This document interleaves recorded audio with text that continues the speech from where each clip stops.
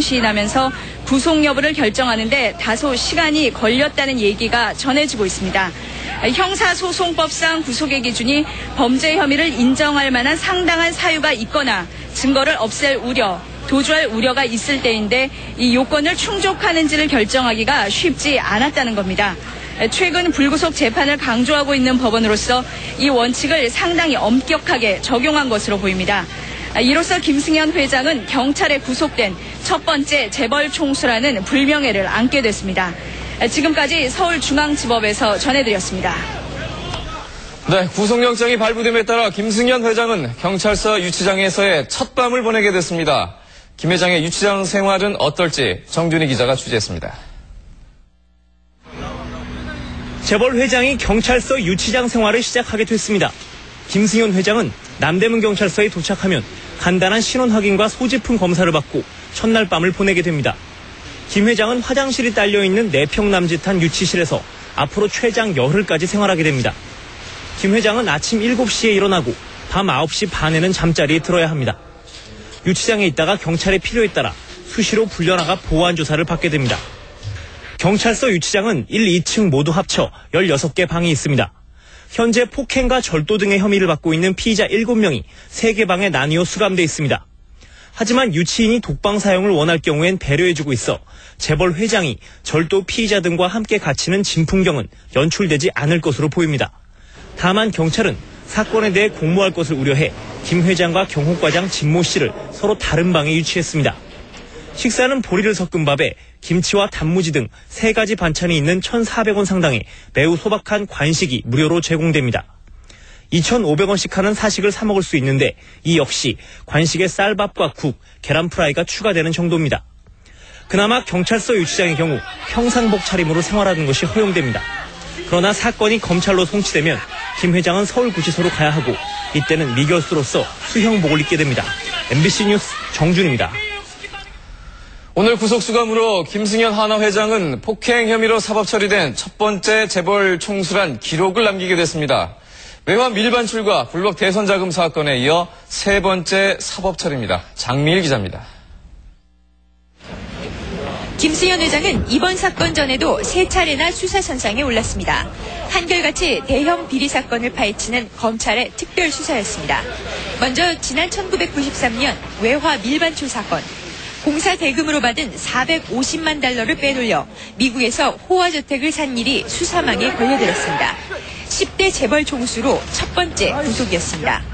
그러나 57일을 복역한 뒤 집행유예로 풀려났습니다. 2달 동안 수감 생활을 하면서 많은 것을 새롭게 생각하게 됐고 많은 것을 또 느끼고 많이 배워갖고 나간다고 생각합니다. 다음은 지난 2003년 대검 중수부의 불법 대선 자금 수사. 김승현 회장은 여야의 거물들에게 불법 정치 자금을 건넨 혐의가 드러나 재판에 넘겨졌습니다. 1심에서는 실형을 받았지만 항소심에서 벌금형으로 감형돼 옥살이는 피했습니다. 대한생명 인수 의혹과 관련해서도 수사선상에 올랐습니다. 검찰 수사를 피해 7달 동안 미국에 머물렀던 김 회장은 귀국 후 한 차례 소환 조사를 받긴 했지만 그룹 부회장이 처벌받는 선에서 수사가 마무리돼 사법 처리를 피해갔습니다. 그리고 오늘 폭행 혐의로 경찰에 구속됨으로써 김 회장은 경찰에 구속된 첫 번째 재벌 총수, 또 검찰과 경찰에 모두 구속된 첫 번째 재벌 총수가 됐습니다.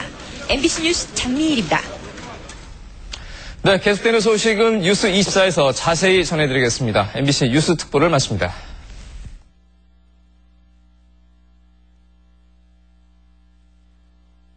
제가 말씀드렸죠? 돌고래 아니고 그냥 열대어예요. 근데 은근히 남편들이 날씬해주길 바라고 이러죠. 우리 여자들도 몸 보잖아요. 그거 나 보지 말고 이쪽 봐요. 근데 남편이 이렇게 근육 찌르고 이러면 되게 보기 좋은데 솔직히 배 나오고 막 이러면. 아, 남자들요? 예. 아니, 당연하죠. 남자들도 똑같은 것 같아요. 근데 저는 사실 남자가 약간 배가 살짝 나오고 넉넉한 사람이 좋거든요. 난 싫더라.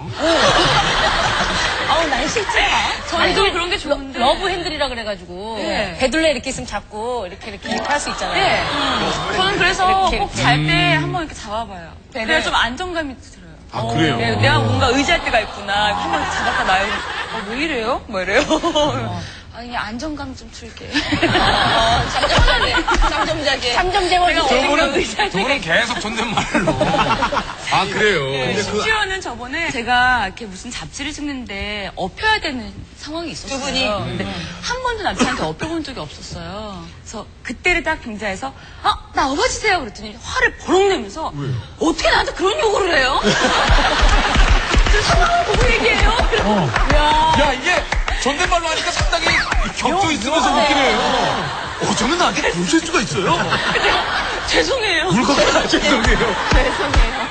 큰 싸움은 안 나겠다. 큰 싸움은 안 나겠다. 그러니까 막 그러셔도 재밌겠네요. 아, 나 배고픈데 밥 안 줘요.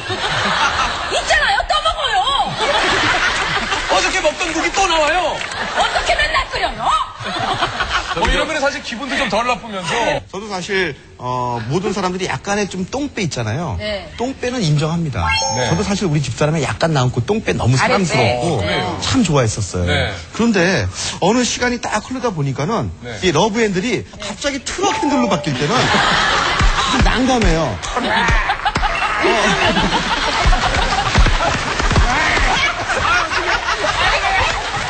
황기준 씨는 부인의 말에 좀 상처받으신 적 있습니까?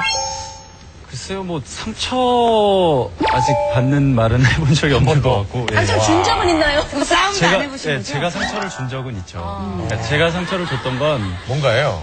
정말로 크게 싸웠는데 뭐 때문에 크게 싸웠냐면 떡볶이를 먹고 싶다는데 별거 아닐 것 같아. 하여튼 제가 인사하고 하여튼 답답한 얘기만 해봐. 잠깐만요. 들어보세요, 어성훈 씨. 떡볶이를 먹고 싶다고 했는데 제가 귀찮아서 그냥 집으로 가자 그랬어요. 근데 이제 그거 갖고서 이제 싸움이 시작이 됐는데 떡볶이를 먹고 싶다고 했는데 그냥 가셨군요. 그러니까 저는 그 떡볶이보다는 밥을 먹어야 된다라는 얘기를 하기 위해서 이렇게 했는데 그게 이제 본의 아니게 그렇게 돼버린 거죠. 오래 갔어요? 그래서? 아니요, 뭐 바로 한 시간. 한 시간이네. 어떻게 또 그게 크게 싸운 거예요? 이게 제일 크게 싸운 거라고. 그렇구나. 떡볶이 때문에. 우리 집사람하고 이걸 싸움이라고 할까 자존심이라고 그럴까? 네. 뭐랄까 이제 좀 서로 이제 사랑할 시간이 필요하잖아요. 두 분만의 시간이. 우리 둘만의 시간이.